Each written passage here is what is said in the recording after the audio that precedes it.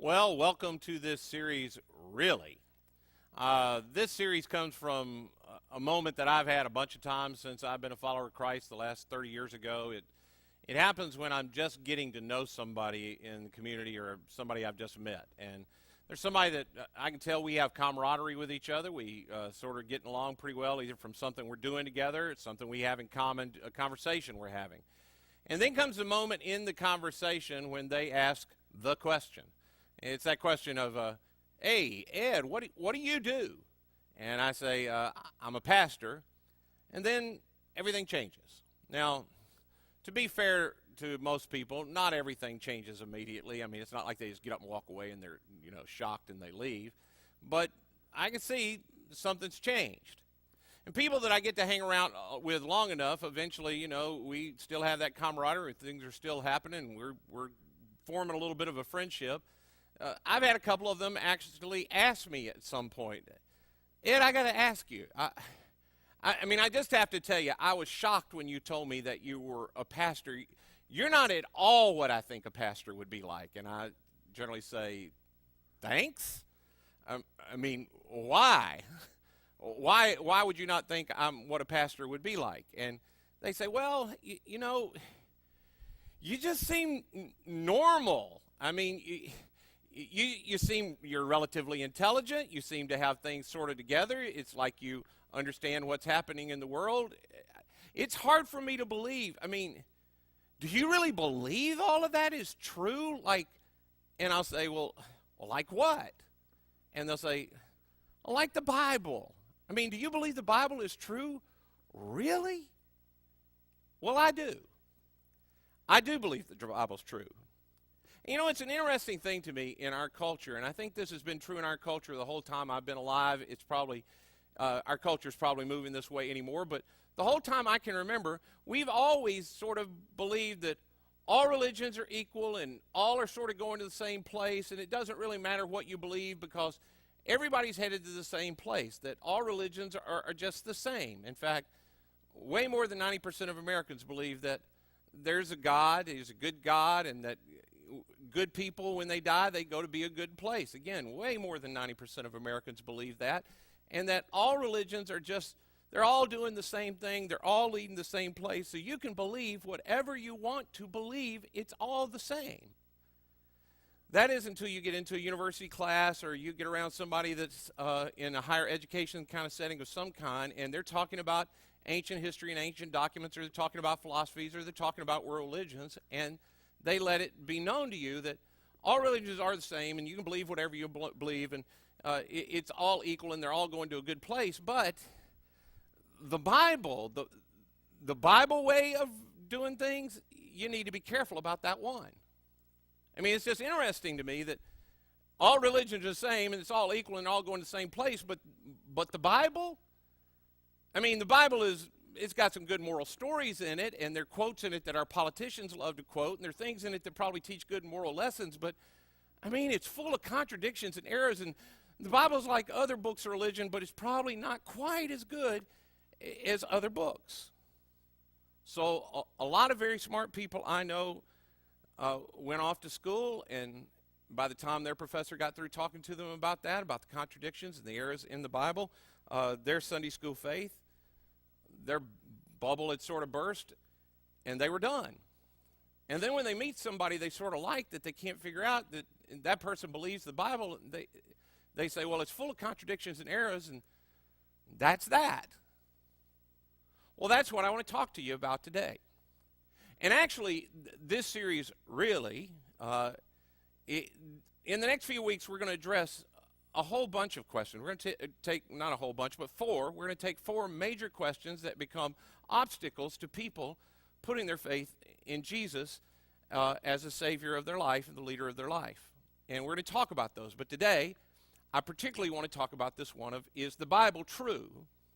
And if it's true, does it matter that it's true? Now, I only have about 30 minutes for this. I'll go ahead and tell you that if you're visiting with us. I only have 30 minutes. I know you can be thankful for that. You can put a watch on me if you want to. I'll be done in right around 30 minutes. And because I only have 30 minutes, there's 66 books in the Bible. The Bible's not one book. It's 66 different books. I don't have time to talk about are they all true and try to prove that. So I want to focus primarily on the 4 books in the New Testament that talk about Jesus. Matthew, Mark, Luke, and John. They're called the Gospels. They're 4 books in the Bible out of the 66. Those 4, they talk about Jesus primarily. And those are the ones I want to talk about. Now, before I start into that, I want to say to you, it's not like I couldn't talk about the rest of the books. It's not because I picked these 4 that you should assume I did that because the others aren't true, and I don't think they're true. That's not it at all. It's for the sake of time, I'm only going to focus on these 4 because they talk about Jesus. And because we're Christians, we follow Jesus. Jesus is our leader. It really matters whether these books, what they teach about Jesus, is true or not. Basically, I want to show you in the time I have about these 4 books, Matthew, Mark, Luke, and John in the New Testament of the Bible. I want to show you that why I think they are reliable records of something that happened in history 2,000 years ago. And if that's true, that what these books teach is about an event in history, then what they say about Jesus is true. And if the things that they say about Jesus is true, then that is extremely relevant to your life, because if what they record is true, that means that Jesus is the Son of God, and that what he said about God and about me and about you is also true, and that's exceptionally relevant. Now, before we go down that path, there are 2 things that you have to keep in mind as we talk about history. 2 things to keep in mind anytime you're trying to think about something and its historicity, which is the big scholarly word for it, but when you talk about history is just things in the past. 2 things to keep in mind. One is you can't prove or disprove anything that happened in the past.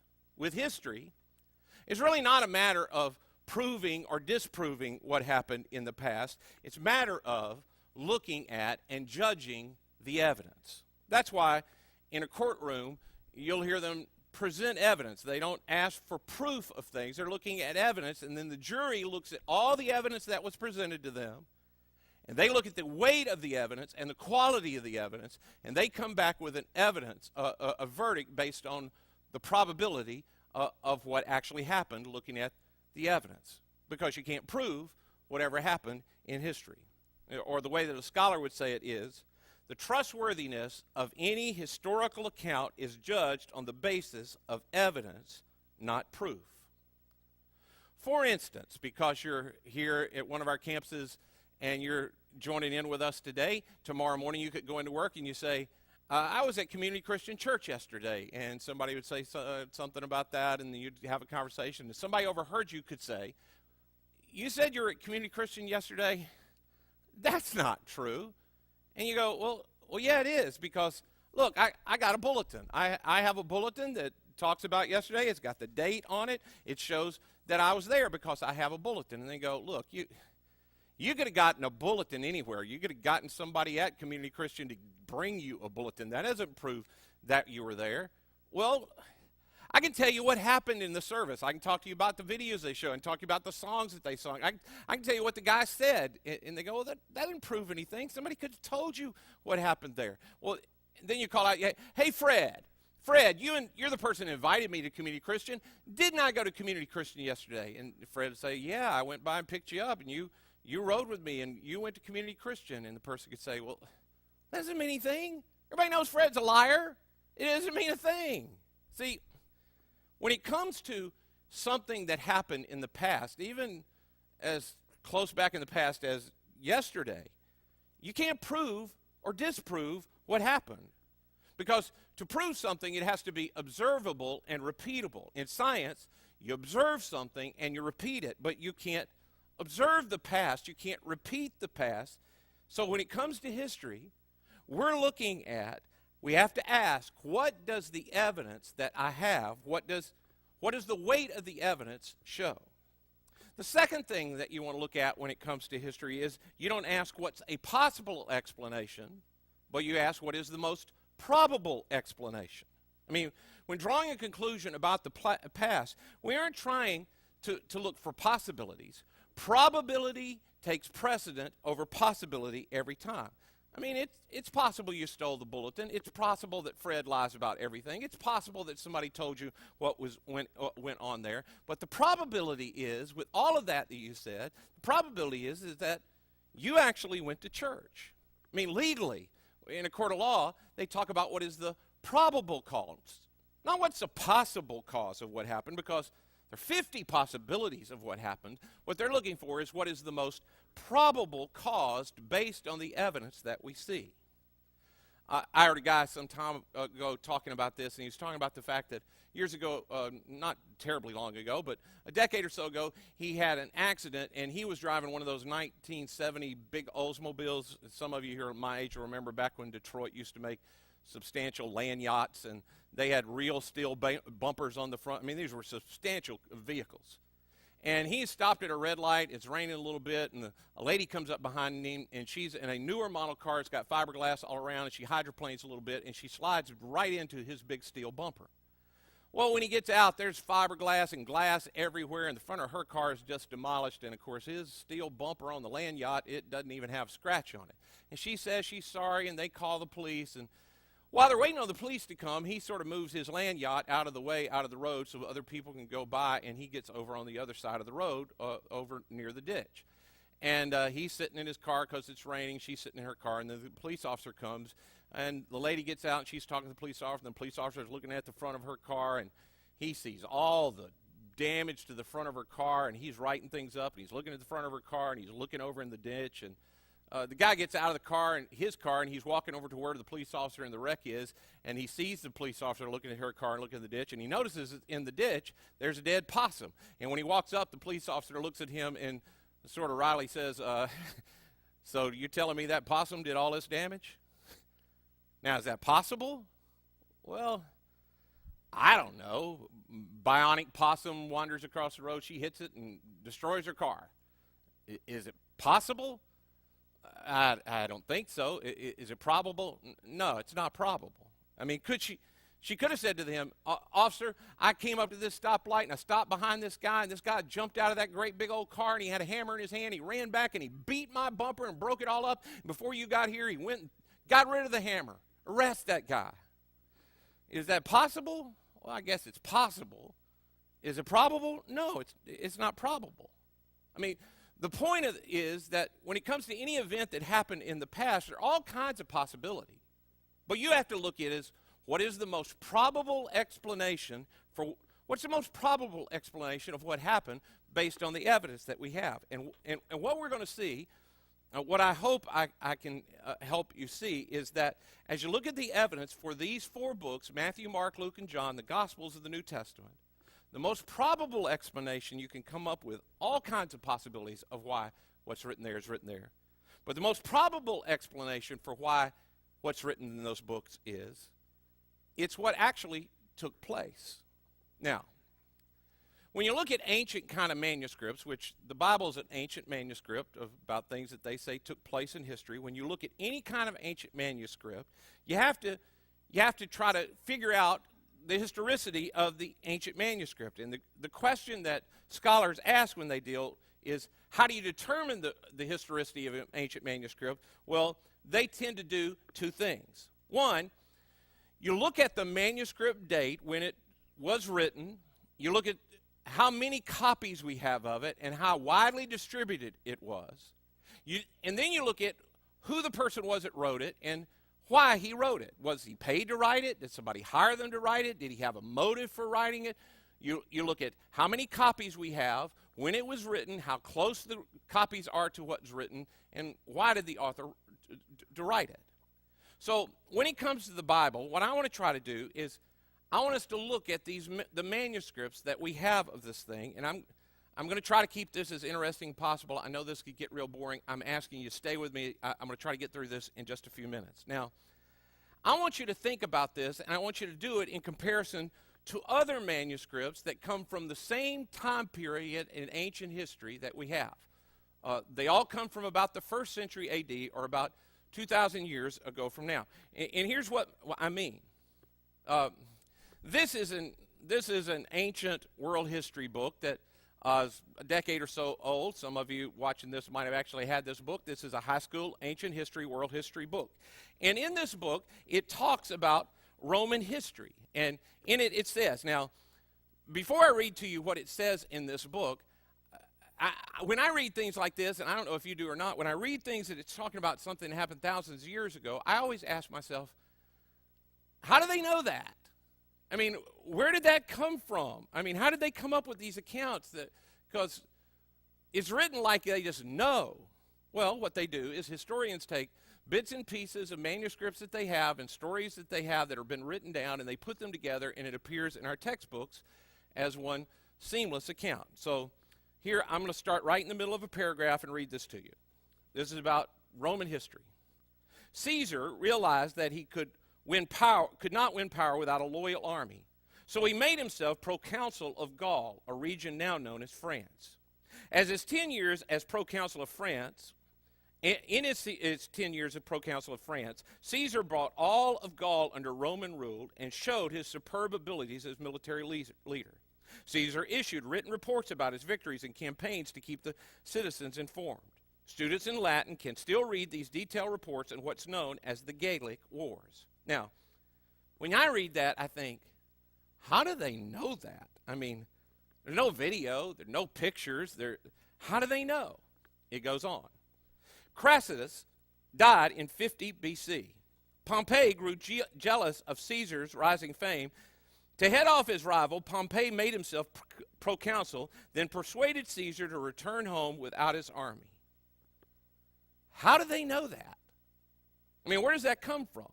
Well, they get it from ancient manuscripts. In fact, if you take this high school textbook and you look at the references in the back of it, it refers to that thing that they actually talked about in the text called the Gallic Wars. And I've given you a picture. You can actually buy a copy of it translated into English off of Amazon. That's the picture. It's not the original cover, I don't think. Anyway, let me tell you about it. The Gallic Wars, we have 10 copies of this manuscript still in existence. 10 copies of it. The book was written in the 1st century AD. It is written by a writer who was paid by the emperor. Now, you're smart. Just think about it for a second. The emperor, Caesar, pays this guy to write a history. He calls him in. He says, hey, I want you to write a history about me. Write a history about me. And you can write anything you want about me. I'm going to pay you to write about me. Now, if you're writing a history about the emperor who has absolute power and can do whatever he wants, I'm not saying this did happen. I'm saying, is it possible that a guy might think, I'm going to leave some things out that might look bad on the emperor because he's either going to erase them or he's going to erase me. So I'm going to write things that might be favorable. I don't have any way to know that to happen. I'm just saying he might have something to gain because he's being paid to write it. But we have 10 surviving copies of this document, and the earliest copy we have of this dates to 900 AD. Again, remember, it's written in the 1st century, but we don't have a copy from 100 AD or 200 AD or 300 AD or 400 or 500 or 600 or 700 or 800. Our first copy is 900 AD, almost 1,000 years later.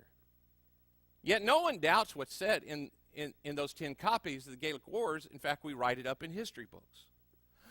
Another huge find for historians of this time period is a guy named Tacitus. And he wrote also near the end of the 1st century, and he wrote a lot of history. In fact, he wrote 30 volumes, and he divided those volumes into two. He put them together into 2 volumes. He wrote 30 different things, but he put them into 2 volumes, and they're divided into 15 apiece. Now, unfortunately, we only have half of the stuff that he wrote.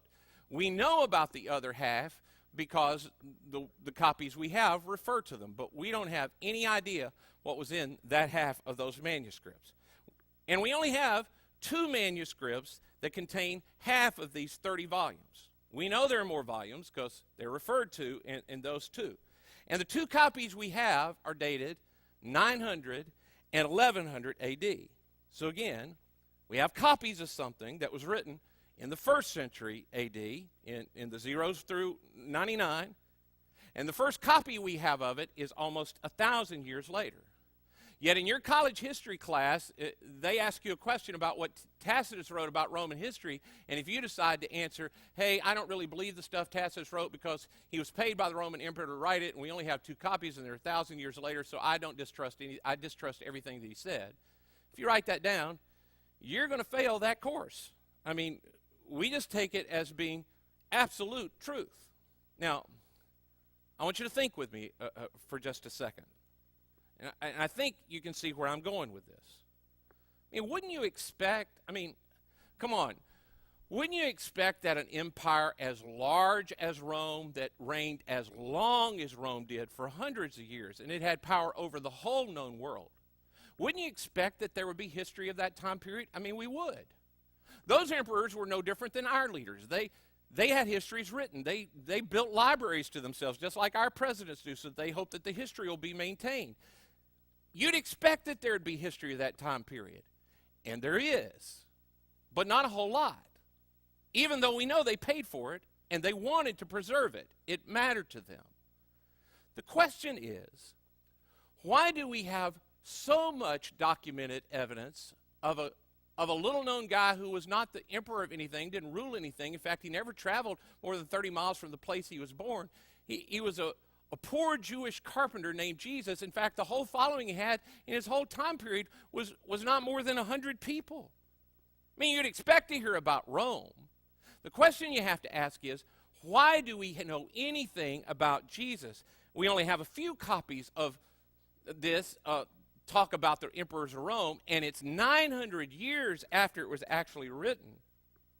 But for the manuscripts of these 4 books, the Gospels, Matthew, Mark, Luke, and John, we have hundreds of manuscripts of them. And you know when the earliest ones date to?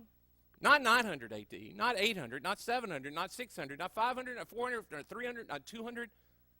We have a copy of the Gospel of John, a fragment of a copy of the Gospel of John, a number of the chapters, and it dates to 135 AD.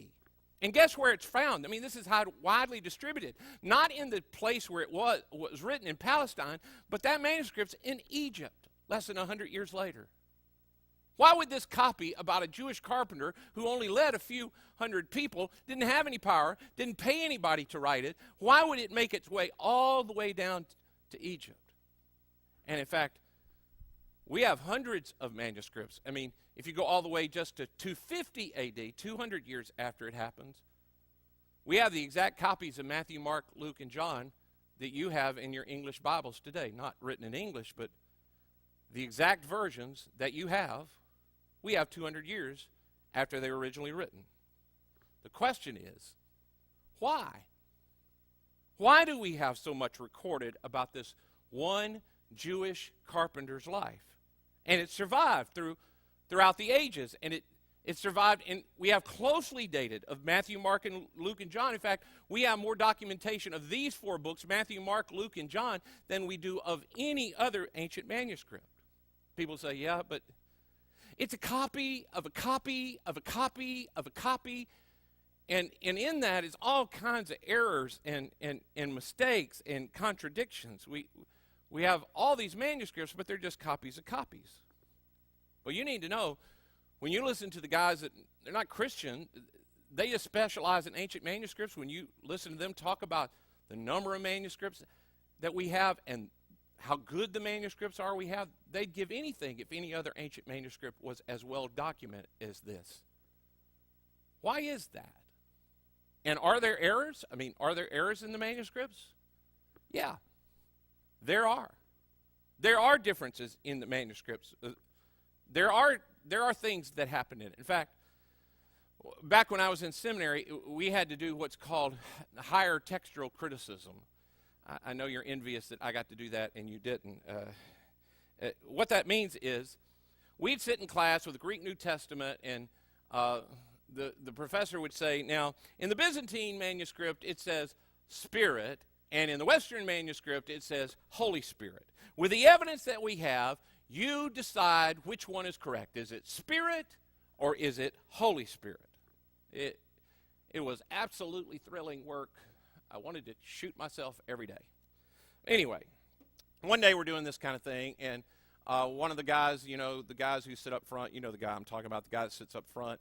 I'm in the back. He's sitting up front. He's just thrilled with what we're doing, and he goes, Professor. He goes, Professor, we would like that you would give us some of the more difficult passages to deal with.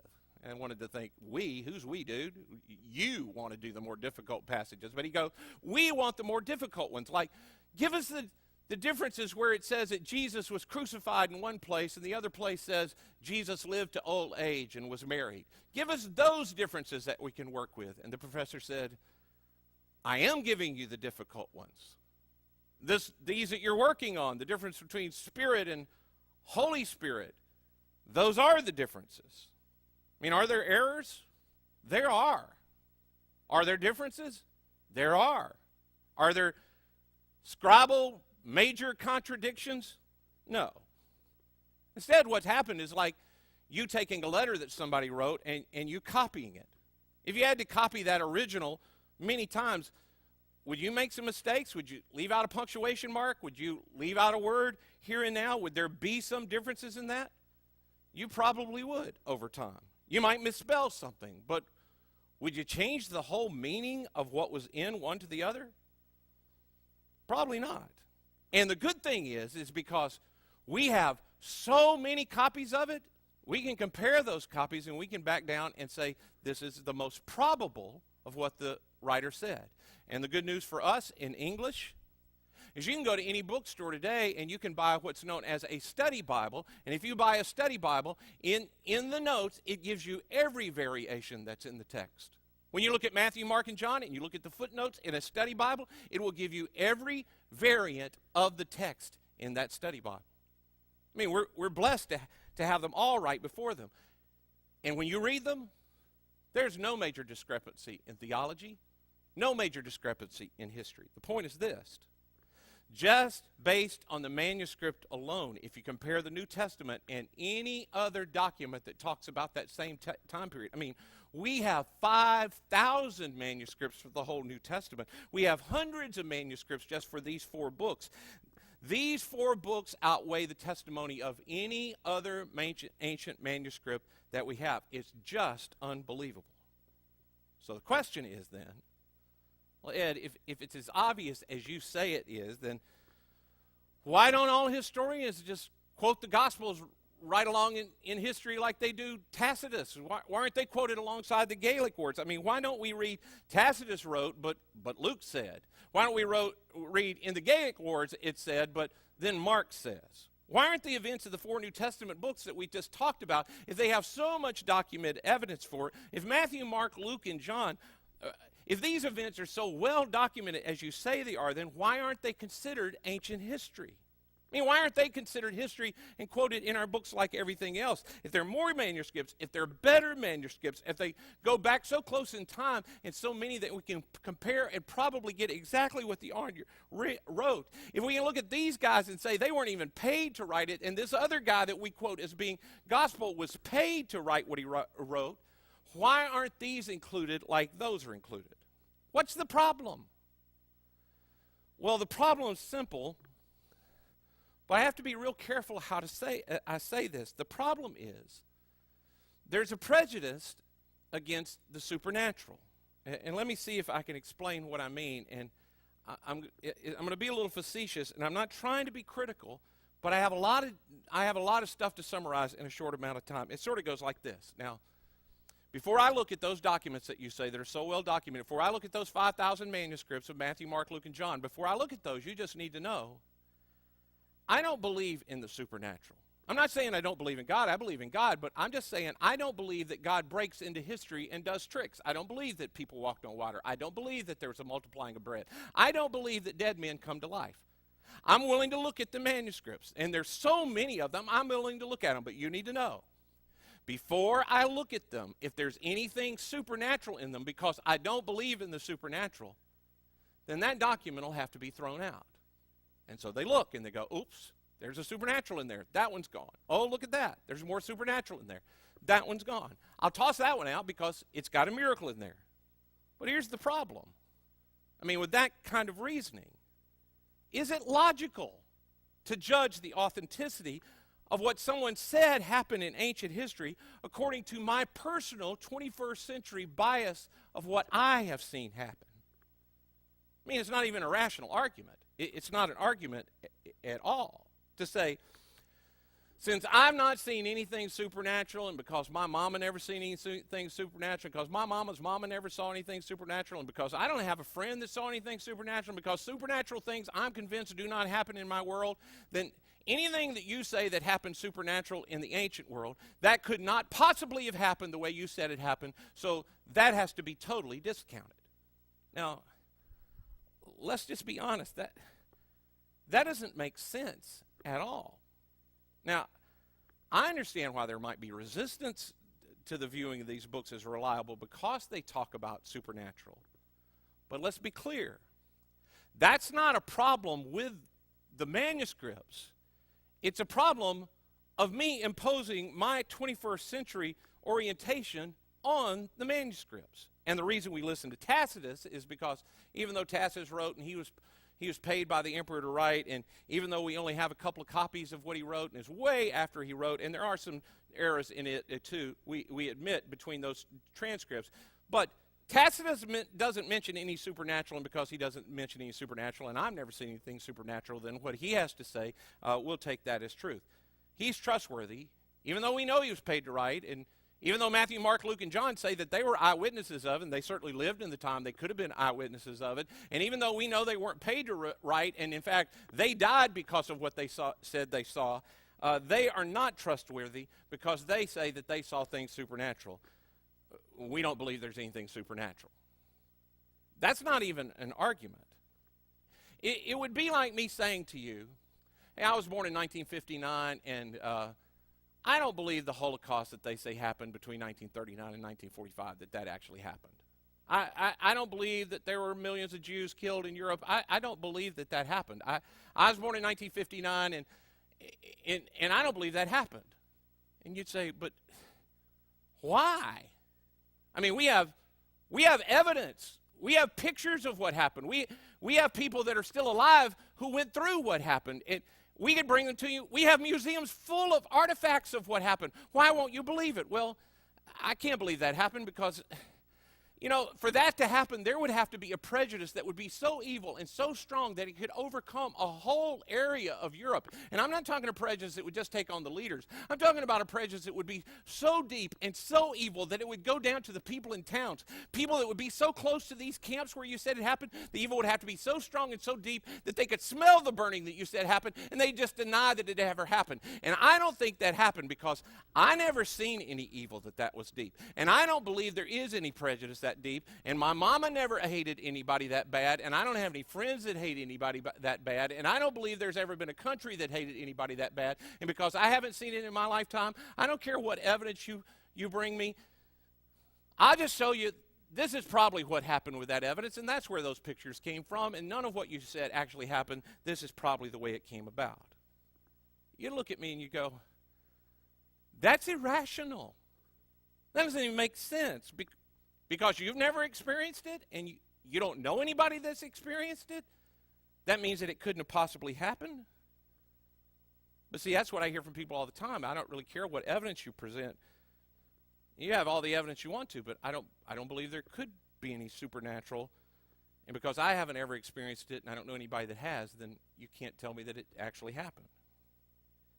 If you aren't a follower of Christ, I get it. I get why you have a predisposition against the supernatural. It makes total sense to me because you haven't seen it and you haven't experienced it. All I want to do is warn you.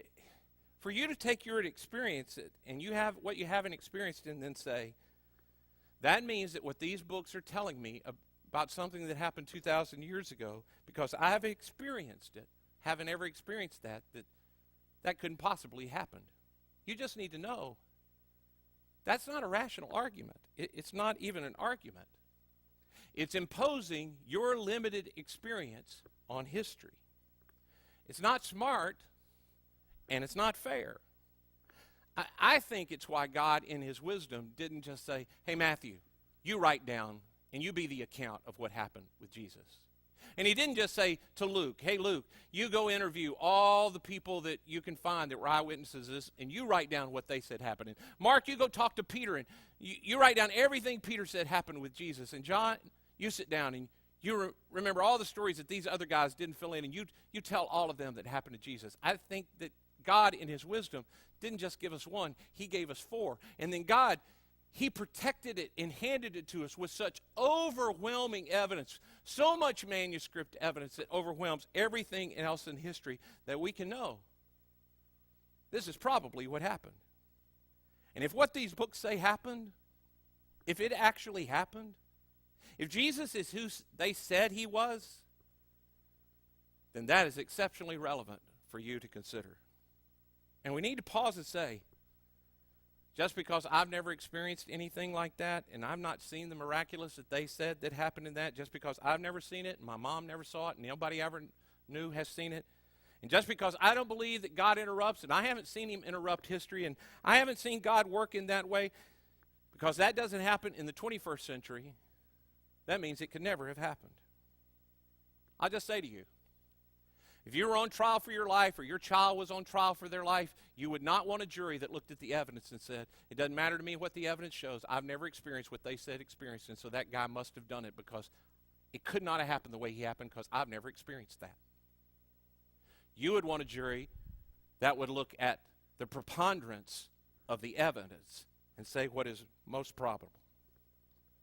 Can I prove to you that the Bible's true? No, because the Bible says that these events are historical, and no one can prove or disprove history. You have to look at what's most probable. And it's my prayer that if you aren't a Christian, or you used to be, and now you don't know, and here's my prayer. In the same way that I would want you to be fair if I were on trial for my life, I'm asking you to be fair with what this book has to say. I want you to look at the evidence. And if what it says is true, then that is exceptionally relevant to you. They revealed that there was, in fact, a man named Jesus, and he was God, and he wants to do life with you and walk with you and be with you and introduce you to your Father who is in heaven. Next week, we're going to look at another really important obstacle, another question.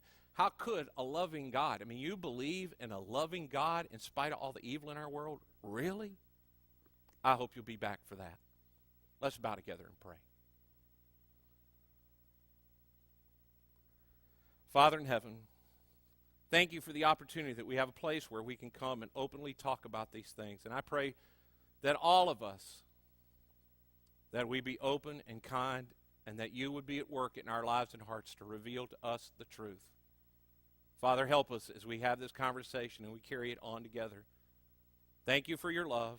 Thank you for bringing us together. In Jesus' name, amen.